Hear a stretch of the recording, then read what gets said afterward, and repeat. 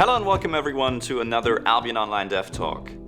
Now, finally that we're getting close to Queen, we have some time to talk about the Hideouts, my favorite feature in the Queen update. You may have heard us talk about the Hideouts before, but today we're really going in depth and telling you what Hideouts are, how they work, and what you can do with them. So let's start with what is a Hideout. Well, a hideout is a structure that you can place in the outlands for your guild. Your guild members can enter it, they can use the hideout's facilities, like being able to place crafting buildings and craft inside, storing items in its bank, and they can make a home at the hideout, allowing them to respawn whenever they get killed. In short, the hideout is the ultimate home for your guild, away from the crowds in the big cities, allowing you to move into the wilderness of Albion. So if you want to live in the depth of the wilderness, you probably want a hideout. But how do you get one? Well, to place a hideout, you first need a Hideout Construction Kit. This is an item that is crafted at the Toolmaker building and costs the princely sum of 10 million silver, as well as a significant pile of stone, wood, and some siphoned energy. It's also quite heavy, so you want to bring a strong mount along. Once you've got the construction kit, you'll need to transport it to the location where you want to place your hideout. You'll also need to keep in mind that there's a number of restrictions on placing the hideouts. So, for example, it can't be placed too close to other hideouts, and it can't be too close to a major dungeon. For a full list of these restrictions, please read our handy hideout guide in the description. In addition, you may want to take into account your guild's needs. If you want to do a lot of crafting, you'll want to keep in mind the crafting bonuses of the local region. Each region has crafting bonuses depending on its biome and how deep it is in the new outlands of Albion. On the other hand, your guild may have other needs, maybe strategic needs, maybe you need to be in a certain position. So keep that in mind when placing your hideout. No matter how you decide, once you've found a suitable spot, you'll also need to make sure you're there during the right time. Hideouts can only be placed during a region's battle time, which you can find on the region map. When you've made sure that you meet all the criteria, you can simply place the hideout in the open world, which only takes a short moment. The rest happens by itself. The magic of the Hideout Construction Kit takes care of the construction, and after 24 hours, your hideout will become fully operational. From there, you can upgrade it via the Hideout Management Board if you desire additional features like a marketplace or additional building space.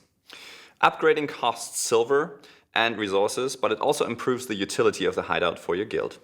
In addition to considering what upgrade level you want and what buildings you want, you need to make sure you regularly supply your hideout with food to ensure it remains operational.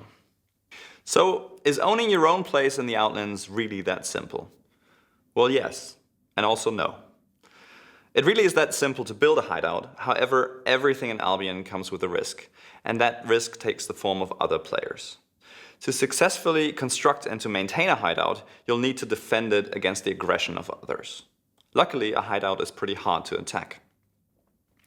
A hideout is only vulnerable to attack under special circumstances.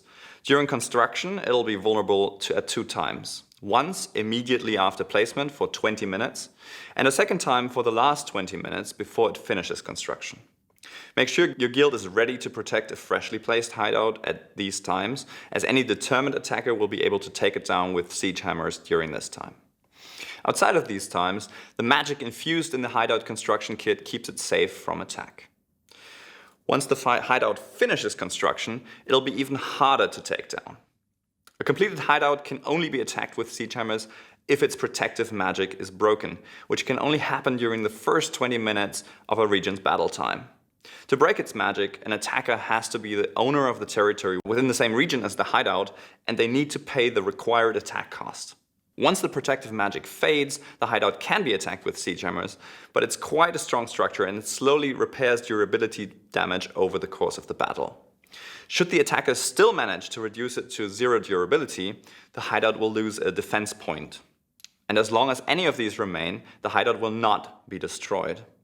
Instead, it will immediately become invulnerable until the beginning of the next battle time, where it'll become attackable again for 20 minutes. Should the defenders manage to prevent the hideout from losing a defense point in any battle, the hideout restores all lost defense points immediately, and any would-be attacker will have to initiate a new attack on the next day and pay the attack costs again.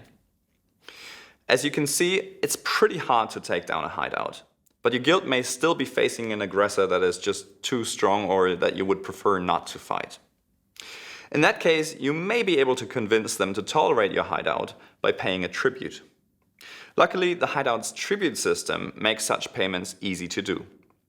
You simply set a sum of silver that you want to transfer to the guild, which controls the region's territory tower, and this sum is transferred every day to appease them. Many powerful groups will think hard about whether it's better to take out your hideout or to collect some taxes from you. Should diplomacy fail and the worst happen, your hideout will be destroyed when it loses its last defense point. All contents within the hideout are lost at this point, except the items in personal player banks. With the last spark of magic, the hideout would transfer these items to the closest public bank, and you'll have to wait for them to become recoverable.